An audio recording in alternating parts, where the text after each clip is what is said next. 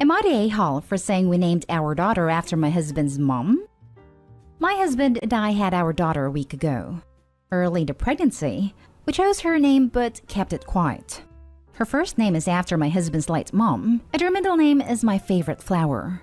The name caused a stir with my husband's family because since age 8, he's had a stepmom. And not only did he honor his mom, but so did his brother when he had a son, by giving a male sort of equivalent of their mom's name. And this has upset their stepmom because they have never bonded with her or considered her their mom, and she feels disrespected and hurt.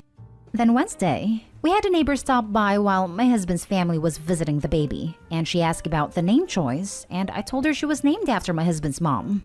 Neighbor said it was lovely and left. And then my husband's dad and stepmom turned on me for saying that, without acknowledging that he had another mom and stepmom, and making her feel even more looked over. My husband told them he only has one mother, and that they need to get over it and they should apologize to me or leave. It kind of blew up from there. My husband's half and step-siblings are all upset too, that I would say that in front of stepmom. Pretty much everyone there is mad except my husband and his brother, who is furious that stepmom was referred to as their mom/other mom. I guess I just feel a little bad because I know my husband and his brother could never find a way to let their stepmom in, and it's hurt her. But I also see how much they love their mom, and they're good people who have happy lives. This has just been a thing for 20 years now, and I wonder if I was insensitive. But I also know that in my husband and brother-in-law's hearts, their mom is their only mom and maternal figure, and I was respecting their feelings on it. I guess I'm just feeling a little, I don't know, uncertain? Am I the a-hole? Now for the top comments. The level of self-absorption required to complain that a child was named after its late grandmother rather than you is freaking staggering. You're absolutely not the a-hole. Your baby's grandfather and step-grandmother really need to get it together though, because they are a-holes. Right? Seems pretty clear why the sons haven't developed a relationship of any depth with stepmom. But what do I know? Not the a-hole considering you were only telling the truth. It's not your fault your husband never bonded with a stepmom. And why would you just straight up lie to your neighbor when asked a harmless question? It's been 20 years. I think she needs to just let it go because obviously things aren't going to change and you can't make someone feel a certain way just because you want it to be that way. That is stepmom wanting stepsons to acknowledge her as mom. Did stepmom think you would name your child after her at all? Because that would be totally messed up.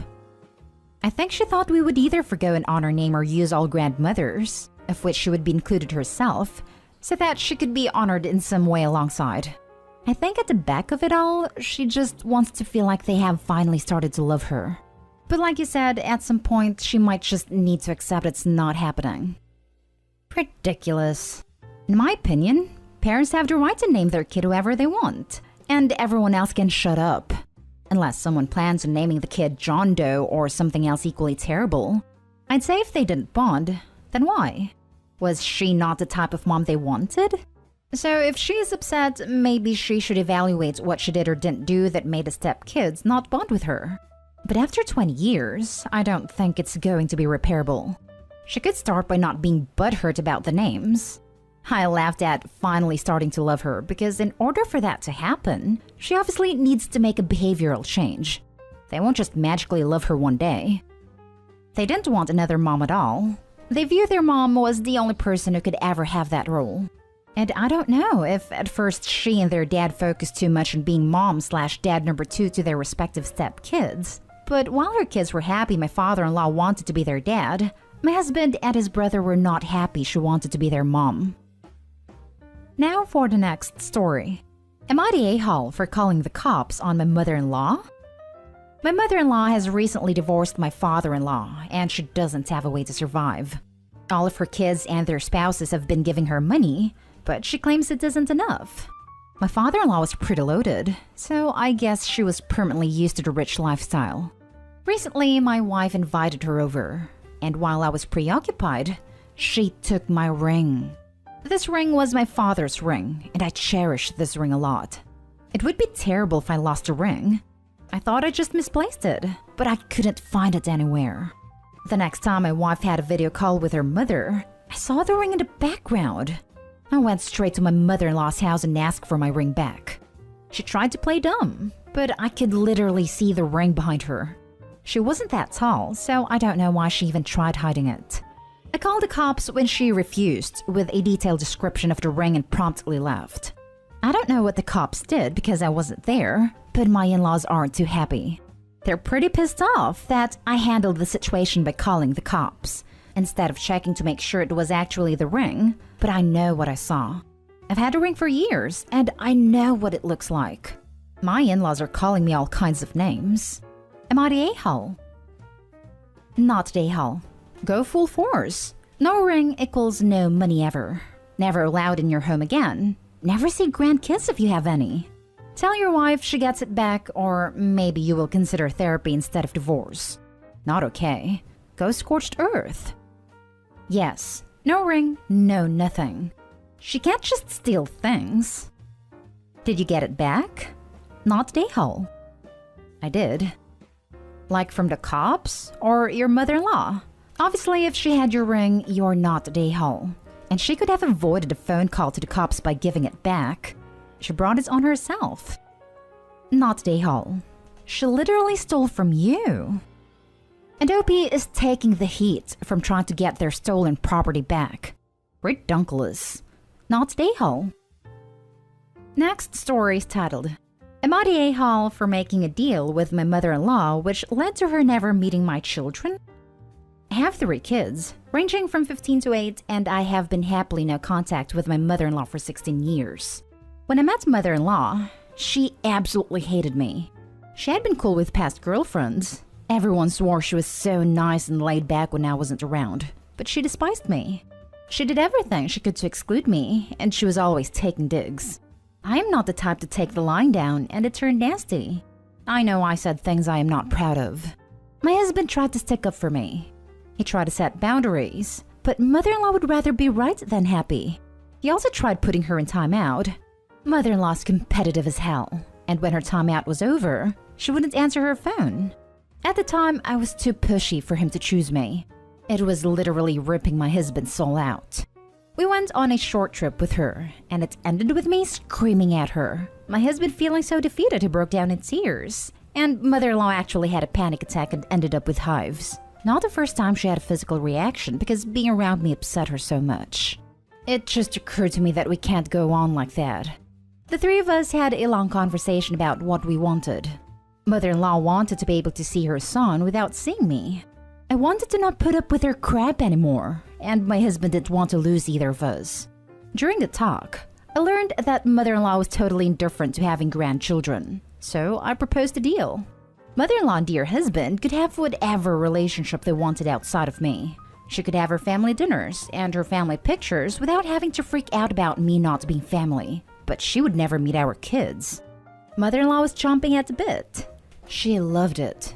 The next year was one of the most peaceful of my life. My husband was finally happy. Mother-in-law was no longer a basket case getting physically ill over the stress, and I had my first child. Mother-in-law never once broke our agreement. She has never asked me to meet them. I'm not even sure she knows their names. My husband has lunch with her about once a week, and goes to family dinners or cookouts at her house a couple times a month. He even spends Christmas Eve with her. Recently, my 2 oldest children have expressed interest in meeting her. Honestly, I worry that it is because she has money and does a lot of cool stuff. Dear husband doesn't go on family vacations without us, but my oldest found her aunt on social media and now knows how much they travel and that mother-in-law has multiple vacation houses. We are comfortably middle class, and all of the money comes from her husband, who is sister-in-law's dad but not dear husband's. Still, we are talking it over and deciding if they would meet her. However, both my kids have told me I was selfish for striking that deal, and they feel like I used them as bargaining chips. I don't have any family on my side, and they are really mad that they missed out. Now, I don't think mother-in-law is a good person, but her life does look pretty great on social media. My kids seem really mad at me, so now I am questioning everything. Now for the comments. Everyone sucks here except your kids. This is such a messed up scenario. Your husband should have put a stop to her BS early on. He didn't, and you reacted badly. You then struck a deal that gave her what she wanted: constant and restricted access to her baby boy. I can't believe your husband is just fine with this. Your kids are in a weird spot, where their dad's family openly and regularly excludes them because his mother rationally hates you. You can't control this woman. She is scary smart, and she also believes it's okay to hurt herself as long as it means no one has power over her. No type of normal punishment or reasoning was going to work, and she had a lot of people telling her she was right. He did everything he could, and the emotional toll wasn't worth it. I'm not so sure he did. He could have distanced himself once she went off the deep end. He did. It broke his heart, and seeing him like that wasn't worth it to me. I felt that I couldn't claim to love him and then take away a big piece of who he was.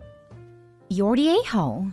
In light of more information regarding Opie's role in this conflict, I think it's pretty clear she is the a-hole.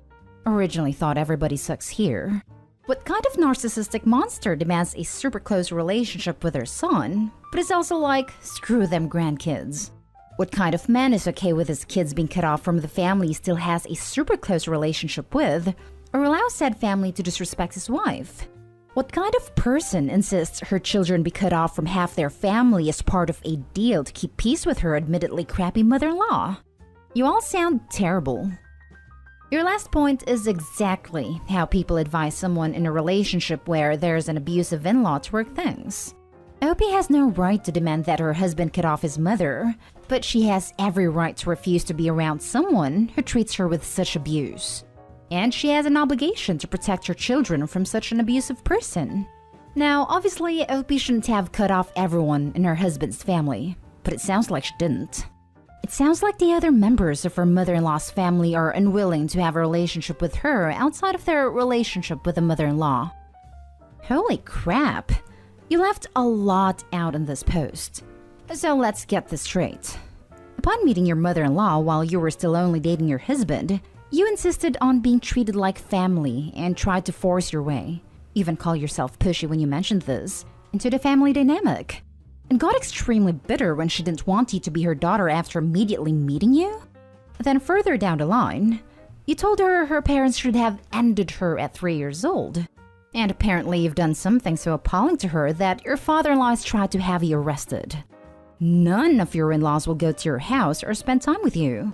They're all comfortable with this arrangement where your husband pretends to be single.